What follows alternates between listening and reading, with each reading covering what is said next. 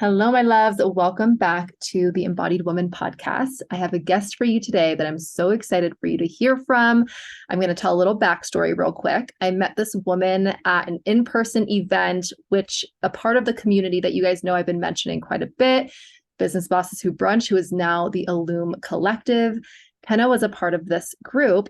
And first of all, she's just a stunning woman and she's so beautiful. She's so kind. She's so open-hearted and she's got a lot of value. And I've been loving watching her content on Instagram. You guys know, like, I'm not a dating and relationship coach, but like I love talking about this stuff all of the time. And so I get to have a conversation with Kenna today all about it. So Kenna, I will go ahead and allow you to introduce yourself, what it is you do, and how you got into doing this work. Awesome. Thanks so much for having me. This is so fun. I feel the same way about the work in the space that you're serving and the women that you're serving and how they're serving them. It is incredibly impactful, and I'm very excited to see where your journey continues. My name's Kenna Renee, and I'm a dating and relationship coach who focuses predominantly on patterns. So any type of mental and emotional patterns that we encounter that continue to create the results that we do or do not want in our life. And usually it's results within dating or relationships that we don't want, whether it's conflict, whether it's dating the same type of person, whether it's, letting anxiety override you and kind of cause you to act inauthentically to who you want to be. I focus on those patterns. We replace them with some ones that are more effective, and so that they can have the healthy, thriving relationship that they've always wanted. So good, because I feel like everything that we do is patterns. Yeah. Right. And like, I know looking back at my relationships, God, like without shifting those patterns, without having the self-awareness of like, oh, this is playing out again, nothing would have ever changed. Yeah. And I think that's the key thing. I was chatting with another gal about this, and there's like evolutionary stages of where people are at, right? There's the blissfully dating, which is just like, it's going to happen when it happens. And then there's the dating stage of like, oh, I've had a couple relationships and I thought it was going to happen by now, but it hasn't. Mm-hmm. And then there's that like third stage, which is like, I should just be single for a while and like be good on my own and be single and like figure out my stuff and maybe go to therapy and work on myself. And then there's that fourth stage where it's like, I know what's wrong now. And like, I don't know what to do about it. Like, yep. Right. And they can see it so clear. So yeah, so true. Okay. So tell us your journey onto how you got into doing this work. Yeah. My journey was really, I'll be honest, I do love my story. I grew up like just in a Christian home where I had very little guidance about a relationship other than just like marry a Christian. And my parents were Christian. They married each other and got divorced. So I was like, that's not the key. And I had a lot of okay relationships, but they weren't highly, and I wouldn't say highly satisfying. There was just something about each piece of a relationship that I was like, oh, that would be a bummer if my life was turned out that way, or he's a great person. And it's not like it's not as rewarding or as satisfying or fulfilling as I was hoping it would be. And so I got certified to coach because I knew I wanted to go into the coaching industry. And because I wasn't sure how to help people yet, I just started using some of the tools on myself that I was learning on my dating life. And I completely trained. It was also around the time where Tinder became like acceptable. Like up until that point, it was really hush hush that you were online dating. Like up until that point, I like was on Match, I was on eHarmony, I was doing it, but I wasn't really talking about it. Yeah. And so Tinder became like an acceptable place. You're like, okay, we don't have to like hide this so much anymore. So I started using the tools and tactics on myself in my dating life and completely turned around my dating life. Like I had this aha moment that like, why as women are we struggling just to get to the relationship instead of creating this beautiful dating journey, which leads you to a relationship? Yeah. And we don't realize that that's an option. We look at everyone else and we just think this is the way it has to be. I have to struggle. It's going to be hard. That's what is required to get to the end. And I say, no, it doesn't have to be that way. So I transformed my dating life. It was so fun, to the point where I looked at myself one day and I was like, okay, you could do this forever, or you can go find your person. Yeah. And so in that moment, I was like, okay, I'm going to find my person. And so It was like literally a couple of days later. And granted, ladies, I had done a ton of work. Like when I'm saying I transformed my dating life, I knocked down my own personal limitations. I questioned the way that I was showing up, if it was the most effective. Like I did lots of work on myself. So it doesn't seem like, oh, I just decided to find my person and then I did. It was a lot of years. It was probably a couple of years or 3 years of really intentional dating. Because up until that point, it wasn't intentional. It was just like, oh, it's eventually going to happen. Like I took the route everyone else said to take. Yeah. So when, so I decided I'd meet my person, and then in came a really great man that following Thursday. I love that you paint the picture that it didn't just happen overnight. It was a lot of effort, intentionality into the dating piece of it. But then once you decided, we talk a lot about the energy of deciding here. Once you decided you were open and ready for that, boom, he appeared. Yes. Yeah. And I will say, I want you guys to know, like I met him a year earlier than when I decided to give him a chance. Wow. Like Okay, tell us about that.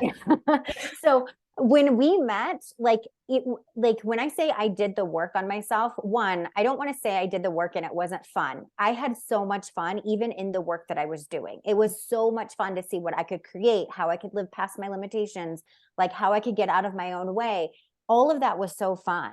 And so when I say that I met him a year earlier, I met him and it was an automatic no for me. I was like, no. I was like, you're probably just a divorced bachelor who just hits on young girls. I was like, no.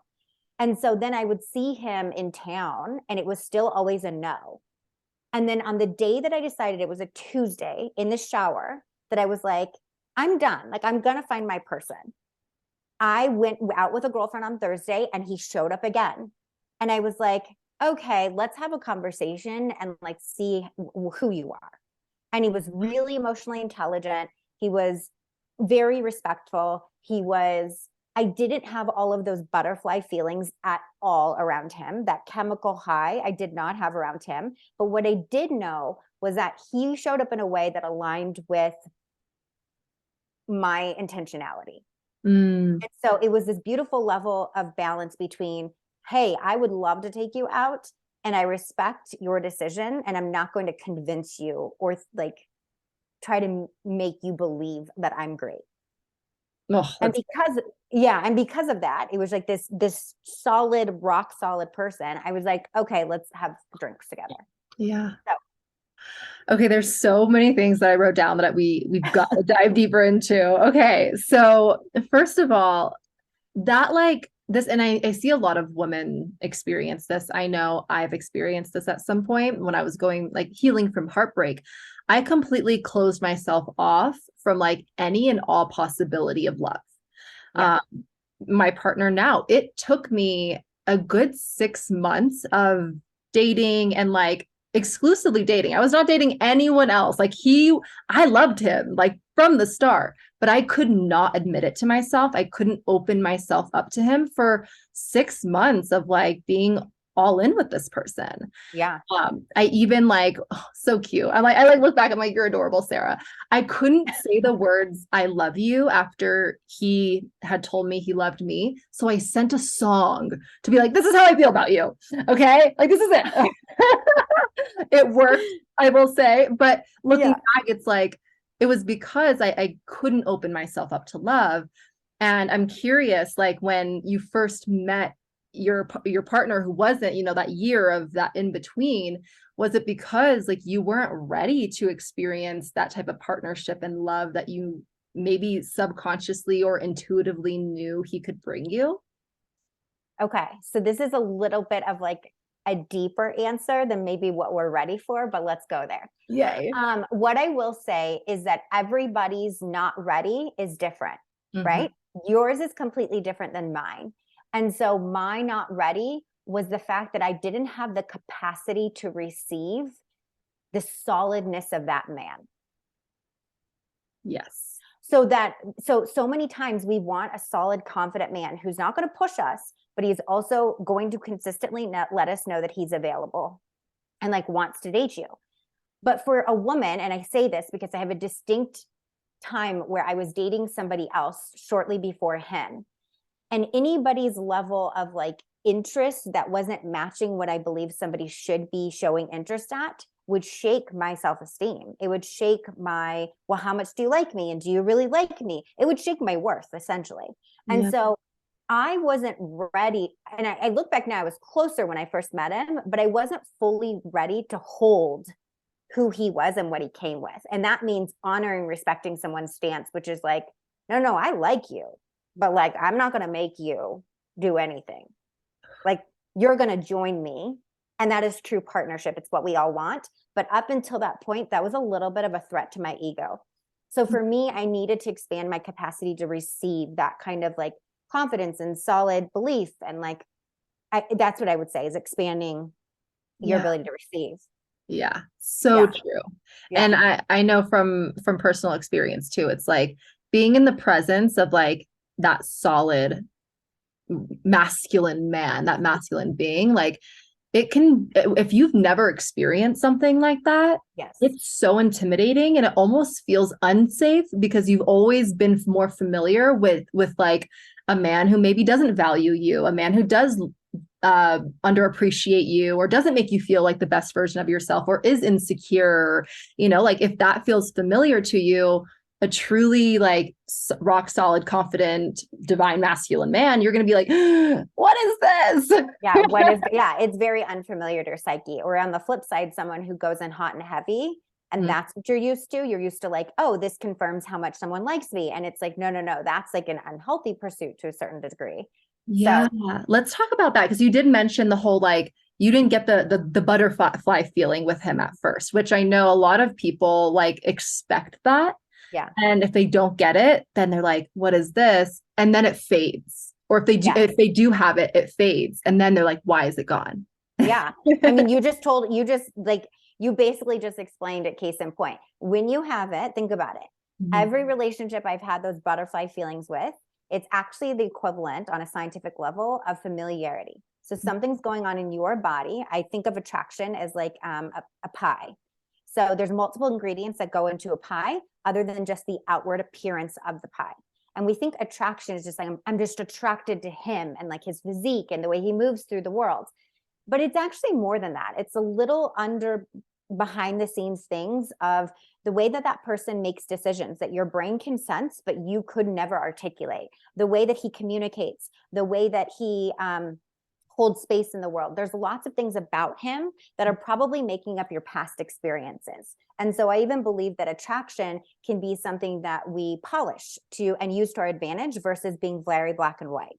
So when I met Jason, I had an intrigue to him, meaning I was like, I want to be around you more. Like there's something about you I just want to spend more time with, but I was not all hot and heavy. Now he kissed me on, I think, the second date, and it definitely was like, whoa, I want more of that.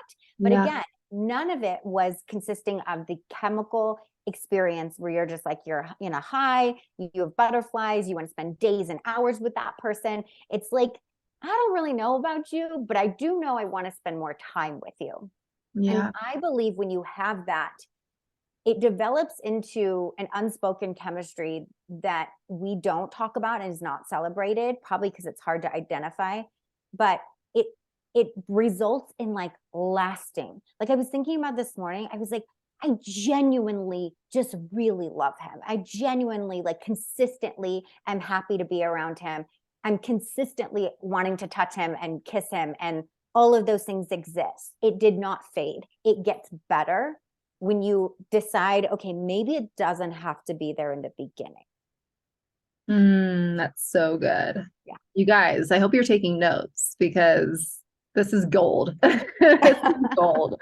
Okay, so another thing that I wrote down that came up, I wanted to get your insight on, because I think that it is big for a lot of women, which is this age concept of like, I need to hurry up, I need to find it. And like, I'm talking about women in their early 20s who still feel like I need to find it right now. I know I was like that. And it's so silly, right? Like I'm looking back and I'm like, I had so much time, much time. Yeah. So I'm curious what your perspective on like the age concept for a woman is. The age concept. That's a tough one. And I say that because everybody, again, I don't want to discount your own personal journey with this answer. Mm-hmm. But I think the attachment to the age factor and when it's going to happen makes it more difficult than approaching it from the stance of like, I would like my life to look like this at this point in my life. Mm-hmm. And then if it doesn't, it's going to be better. Because when we have this attachment to like the age, it actually makes us act inauthentic. Yes. Yes. Right? We pick people for the wrong reasons. We look over red flags. We don't ask questions because we're just like attached to like, this has to happen by this certain time. I think if you talk to like, I don't know, the divorce rate's over 50%. If you talk to women who got divorced, because I work with a lot of women who've gotten divorced, and they all tell me like, it was this idea of my life that I needed to satisfy at that certain stage, or it was an expectation placed on me that I needed this to happen at this time. But it certainly wasn't approached. I see that that was driving my decisions versus taking the healthy approach to get a relationship I still think you could do it in the same amount of time. Yeah. But it's which one is driving your approach? The attachment to, I have to be this at this stage of my life by 32, or is it like, this is ideally when I want my life at 32, so I'm taking intentional steps to get there. Yeah. Right? Yeah, totally. It's so true. And it's like, I know a lot of women who like stay in unfulfilling relationships because of that like age. Well, it's like, well, I'm 32 and I shouldn't start over, right? Or maybe you're in a relationship with a good man and you're like, but he's good, but you aren't happy, you aren't satisfied. There's so much more life you want to live. But you like stay in the relationship because that's what you should do, or you're about to turn 30 or whatever the concept or whatever the timeline or reason you're giving yourself. Yeah, absolutely. One of the things I have my clients do is we go to the worst case scenario right away in our work together, because if they face the worst case scenario and they experience that feeling emotionally, then they're not avoiding it the whole way through. That's so good. Oh, go ahead. So like, for instance, if my client's like freaking out, she's like, I don't know if I'm ever going to find the person, or like, let's say she's dating somebody and she's worried about that thing ending. All of her decisions are being made based upon like the avoidance of that thing happening, right? Mm-hmm. That's actually a very poor way for us to decision make in our life. But if you emotionally, there's an exercise that I have where you can emotionally go to this place where it has happened, your worst case scenario, and really physically release it out of your body. You're no longer making decisions from that. And the thing is, like, the worst case scenario pretty much doesn't ever happen usually. Yeah. What's like a typical answer of people's worst case scenario? Oh my gosh, it's never going to happen for them. They're going to be alone forever. Yeah. That is the main one. They're going to be alone forever. Yeah. That's the first thing that came to my mind too. Yeah. Yeah. Oh, that's so powerful. And you guys like definitely connect with Kenna if you're in that position of like, you're feeling like you're acting and making decisions from that worst case scenario and you want to release it. Like, you found your solution. Yeah, it's hard because we're not taught any other way, and this is, again, one of those unseen pattern things where you think you're visibly doing all the right things. You're putting yourself out there. You're going on dates. You are really cautious with how you're spending your time on the dates. You're doing all these things, but then the lingering emotion behind the scenes is like, oh no, basically like anxiety and fear of, oh no. Yeah. And so everything you're doing is kind of like, it's wonky. So when you meet a guy and it's going really well, and then at some point in the relationship, he's like, I don't know, just something is missing for me. Mm-hmm. That's what he can feel, is this like, oh no. Yeah. And I'm not saying get rigid and don't be in the oh no, but what I am saying is pay attention to when it feels like there's this rushed urgency state that we might be in of like, where's this going? I have to know where this is going, because that is an indication that it's being led by an attachment to the future, or an attachment to the way something needs to look. Or does that make sense? Yeah, totally. I'm also curious, I've been speaking with a friend of mine who is also a love and relationship coach, and she's in a process right now of dating, but no, like there's no boyfriend. It's either like dating or we're engaged. Like, and Oh, it kind of skipping that step, because she is, now in her 30s, and she's like, I don't want a boyfriend, like I want a husband. So I'm just curious, like what your take on that is, and yeah, because so I she's like dating multiple people until she's dating multiple people until she gets engaged? and she's not dating like multiple people, but she's not claiming a boyfriend until like she's gotten past the stage of like, okay, we've dated, we gotten to know each other, we know we want to spend our lives together. I'm not going to do the boyfriend thing. We're either engaged and going to take those next steps, or we're not. Okay. I'm only curious about that because, like, then along the way, is there a point in which they decide, okay, I'm not dating other people, but they're still calling it dating? I don't know. I think it's semantics at that point, I right? think it is semantics. Yeah. Yeah, And I don't know. again, there is no right or wrong. But what we started with at the beginning of this series or of this episode was that her decision to do that is actually, and the certainty in it is way more powerful than if it was right or wrong. I Yeah. always tell my clients, like, there's no right or wrong action. There's only the right or wrong action you take that you align with. So like, I'm either in alignment with this decision or I'm not. But the decision where we're like, I don't know if this is the best one, that's actually the worst decision to make because there's really no right or wrong decision. Yeah. So true. Oh, I love that response. Okay. Let's talk about like what creates a thriving relationship. I'm so glad you asked this question because it's totally in alignment with what I wanted to talk about. Yay. So my partner and I did an episode, and I switch back and forth between calling him my partner, my husband, because it's weird. We've been together for 6 years.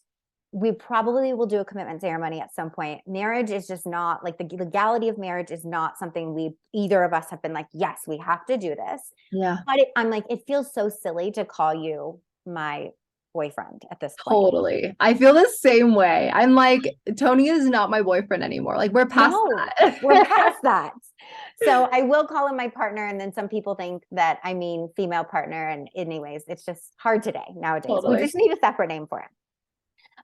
He's like, do you want me to call you my side piece? I was like,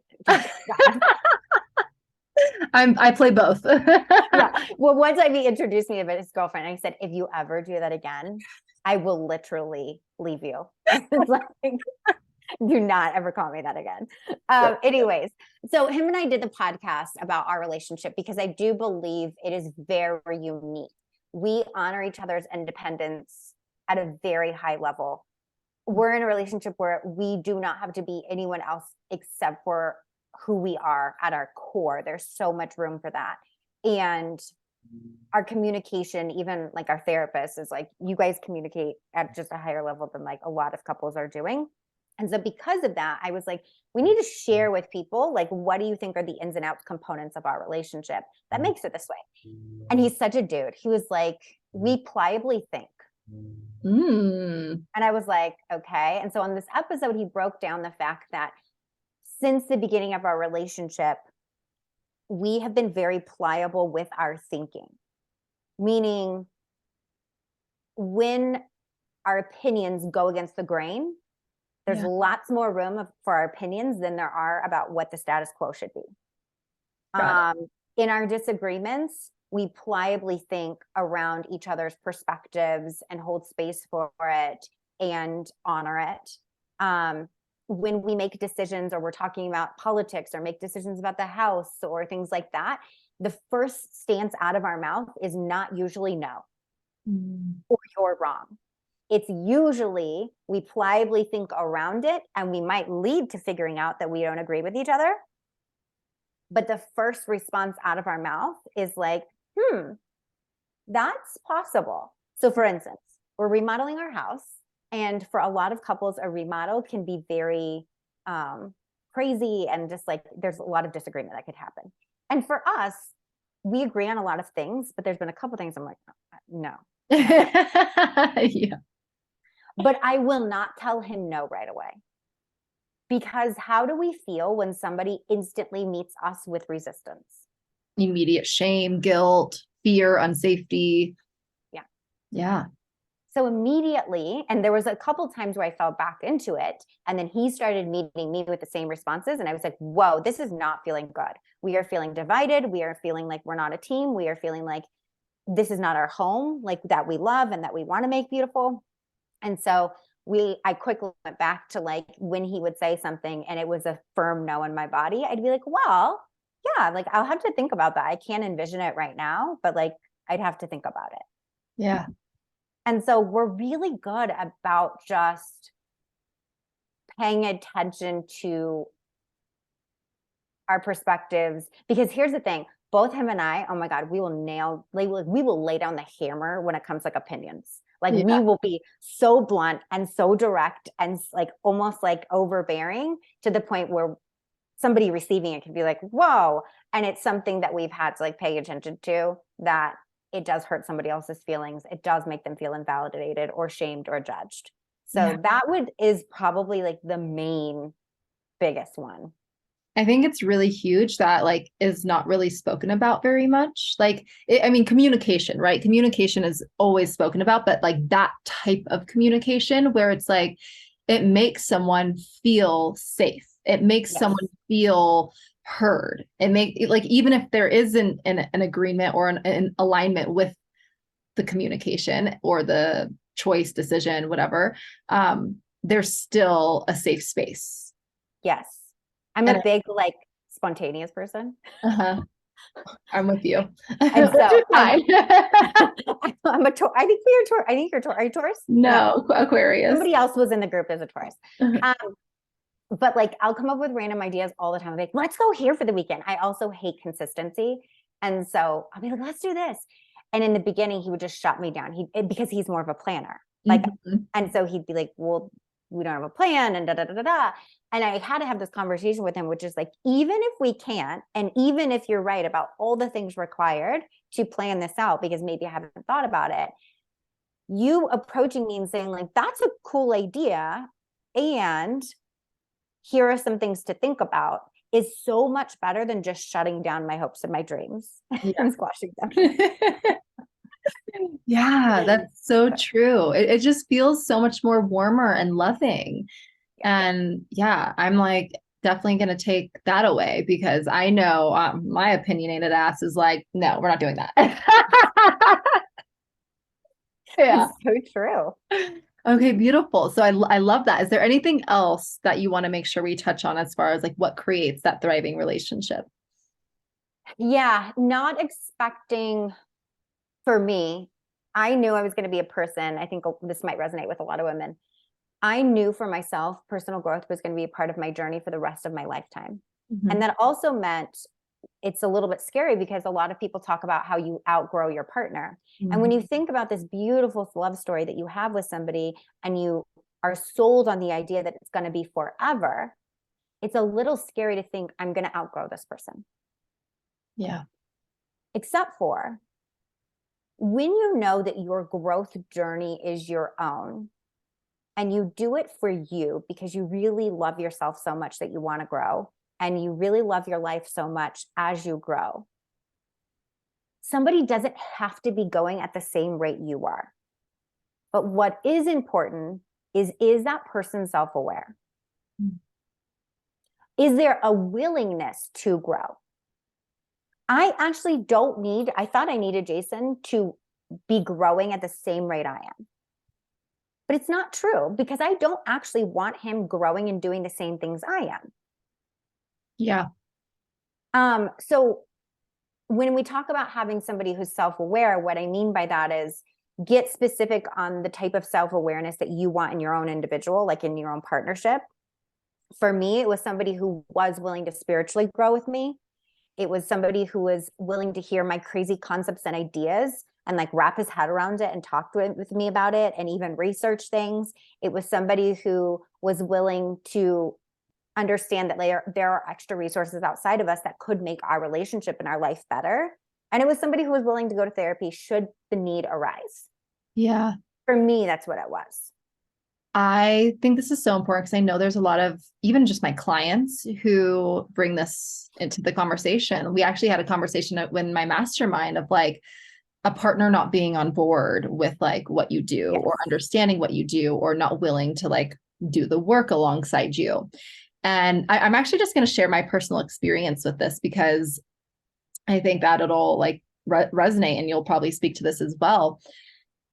My partner now, Tony, he did not go through the rapid journey of personal development that I went through. Like he also did not choose to become an entrepreneur like I did, which is like the fast track to a spiritual awakening. Am I right?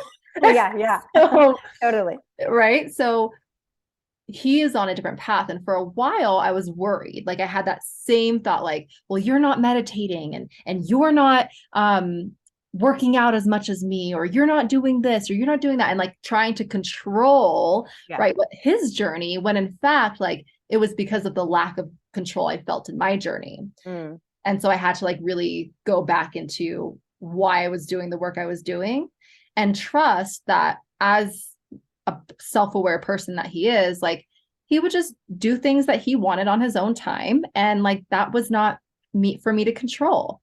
And now he's over here reading the book Fair Play. Do you know that book? I don't. Oh my God. Every relationship couple should read it. I haven't read it, but he's like regurgitating the information to me. And I'm just like, hallelujah. It's basically like, you know, a lot of women feel like they're doing it all in a relationship. And like the author describes these different archetypes of like the different men in relationships.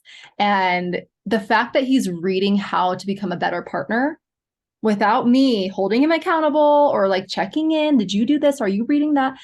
It just proves like, wow, like there is growth happening, even though it's not on my timeline, even though it's not how I would have done it, it's happening. Versus my past relationship who maybe had self-awareness, but didn't care. Right. It was like, I'm set in my ways. This is who I am. Like, I'm not changing. I'm not growing. No, I don't care. Like, I like this. Where it wasn't like meeting me halfway of like, oh, well, I want to grow. I want to save money. I want to do this. I want to buy a house. I want to have kids.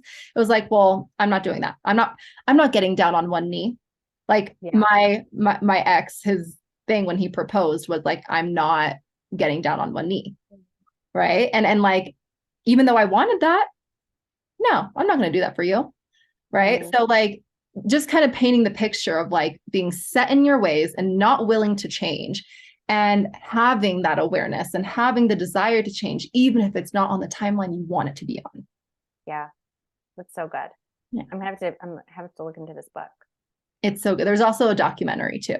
Oh, I love that. Yeah. I love documentaries. But playing off of what you said about what do you do when your partner's not on board? Yeah. So I'm in business, and as a businesswoman, you always have further goals that you want to achieve, right? Yeah. And further places where you want your business to go. And the next stage of my business, just on a candid place, is it's going to require a very different evolution of who I am, which is not a problem. I'm on my way. I'm in the mode of doing it. But in our therapy session, we were talking about a certain thing that we want to do in our life personally, and how Jason's not comfortable for us to do it unless I'm there in my business. And it hit my gut so hard because I personalized it, and I was like, he doesn't believe in me. But what was really the case was that he was just the outside circumstance that was reflecting back to me those little bits and pieces I still don't believe. And in the therapy session, it was like, oh, that's a me thing. And I was like, okay, well, I can just go to work on that. Yeah. But what was fascinating was that anytime somebody does not support your journey, this even happened in the dating world. Yeah. When I was early dating, I was building my business and working another job. Yeah. And so I was kind of just like, you know, I didn't have full belief in what I was doing. And I was like, I think I could do this, but you know, I'm not sure. And so on dates, I would talk about my business and I would totally overcompensate. Or like some guy would be like, oh, that's cute. Like, is that really a thing? Could that actually work? And it would poke at the places inside of me that I lacked belief. Yes. And so I saw that not as you suck, you don't believe in me, you could never be my partner. I saw that as, oh, I still have work to do on how much I believe in myself. Oh my God, I love this so much. I have chills. I have chills. You guys hear that again. Like rewind, hear that again. When someone or when someone is like, projecting whatever their own fears onto you and it affects you, that is just a mirror of like, oh, I need to grow my belief in myself. Because when you have that full belief in yourself, like now, if Tony was to be like, I don't think you could do that, I'd be like, okay. Yeah, you're like, Yeah, okay, like sure. watch me. It wouldn't affect me. But when I was maybe not fully sold on myself or what I was doing, if he would have said something that, put me down, I would have let it affect me 100%. Yeah. So it's like you don't necessarily need your partner to be on board with you.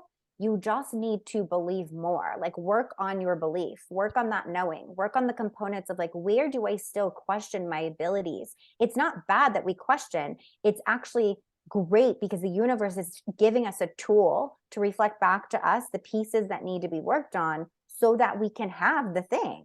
It's Yeah. kind of just like when we talk about like, how do I do this? This is our roadmap. How? What are the moments where I feel doubt, insecurity, where I want someone else to believe in me so that I can believe in myself, right? Where does that happen? And let me go to work on those things. And when you do, I'll tell you what, like I attract a man who believes in me far more than I sometimes believe in myself. Like he is my biggest solid fan.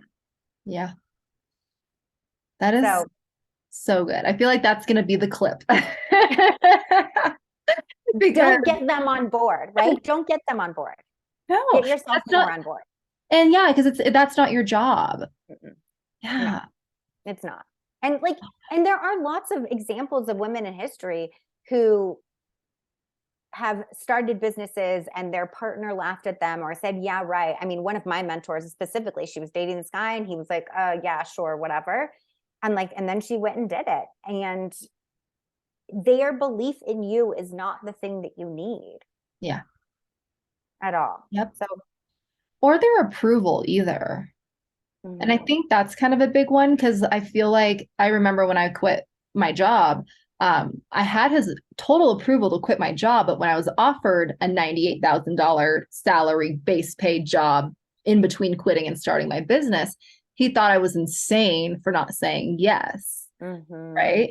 But the thing was I didn't need his approval to quit my job and start a business. Like I didn't need it. No, But I you think a did lot it. of women feel like they might need that approval. Yeah. And I will say it's nice to have it. Yeah. And if we feel like we need the approval before we can do, that's just the reflection of the internal state. And that's okay. That's great. It's actually beautiful. It's the thing to go gift yourself with is your own belief. Like Yeah. that is a gift in itself. Like, Yep. We one of the main pillars of the embodied woman is moving in your power, right? Like and a big piece of that is not outsourcing your power, but self-validating and self-sourcing your power. And this is like a huge part of that is not needing anyone else's approval or permission, even though permission slips are so amazing and so helpful. You don't need it to go do the things that you want to do and be the things you want to be and have the things you want to have. yeah, and it only feels that way, ladies, because of our conditioning. I mean, this is a whole separate podcast, but I just want you to know, like, the only reason why we feel that way is because of societal conditioning. I think it was like Glennon Doyle who had that clip in her book where she was like, there was a co-ed sleepover that I was having, and I walked in the room to see if they wanted pizza. And all of the boys, without even looking up from the controller or from the TV, were like, yep. And all of the girls looked at each other to say, should we eat? Like, do we have permission to eat? And it's just so ingrained in us women to look for the support, encouragement, green light from other people that like we are okay and Yeah. we should. And we're missing out on our own power. Yeah. Oof. So good. Wow. Okay. So there's been so much we covered and I loved all of it. Like this was So so much. great. So great and so valuable. Where can the people listening find you? Because I know after this, they were like, this is the person to go to. Yeah. So follow me at the Kenna Renee, KennaRenee. on Instagram. That's usually where I spend my time. And I'm opening up in March. I'm taking a deep breath because it's a lot going on. I have like multiple options of how you can effectively communicate, which is a course I'm offering. Figuring out your compatible man, which is a course I'm offering. Group coaching is what I'm going to be offering for 3 months too. One-to-one has always been available as an opportunity to work with me, but all of that should be highlighted on my Instagram. Beautiful. I will link your Instagram in the show notes so you guys can easily go follow Kenna and connect with her. If you enjoyed this episode and you got value from it, share it on your Instagram and tag both of us so that way we know you enjoyed it, or leave some feedback in the comment box. Always appreciate that. Kenna, thank you so much. This was incredible, and I'm so excited for everyone to listen to this. Thank you for being you. This is awesome. Thank you for having me. All right, my loves, I will see you next episode.